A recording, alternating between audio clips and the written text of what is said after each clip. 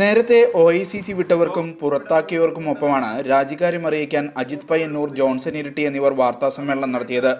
ഒമാനിൽ OICC നിർജ്ജീവമായ സാഹചര്യത്തിലാണ് സംഘടന വിടുന്നതെന്ന് ഇവർ പറഞ്ഞു. കേവലം ഒരു കടലാസ് സംഘടനയായി മസ്കത്ത് OICC മാറിക്കഴിഞ്ഞു.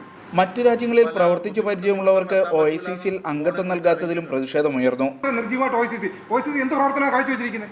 എത്ര പേരെ വിളിച്ചു, എത്ര പേർക്ക് മെമ്പർഷിപ്പ് കൊടുത്തിട്ടുണ്ട്? അത് നിങ്ങൾ തിരക്കിയിട്ടുണ്ട്. എത്ര പേർക്ക് എത്ര വർഷമായിട്ട് മെമ്പർഷിപ്പ് കൊടുത്തിട്ടുണ്ട്? ഞാൻ മെമ്പർഷിപ്പിന് കൊടുത്തിട്ട് 1 വർഷമായി, ഇതുവരെ മെമ്പർഷിപ്പിന്റെ ഒരു അനക്കവും ഇല്ല. വാർത്താ സമ്മേളനത്തിൽ വിതരണം ചെയ്ത പത്രക്കുറിപ്പിൽ OICC വിട്ടവർ പ്രിയദർശിനി കൾച്ചറൽ കോൺഗ്രസ് എന്ന സംഘടനയിൽ ചേരുമെന്ന് അറിയിച്ചിരുന്നെങ്കിലും രാജിവെച്ച ഭാരവാഹികൾ ഇക്കാര്യം നിഷേധിച്ചു. പ്രിയദർശിനിയായി സഹകരിച്ച് ചെയ്യണോ, അല്ല മറ്റ് കോൺഗ്രസ്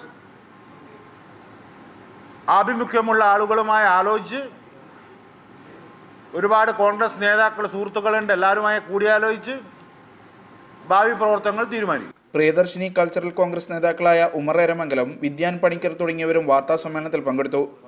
മീഡിയ 1, മസ്കത്ത്.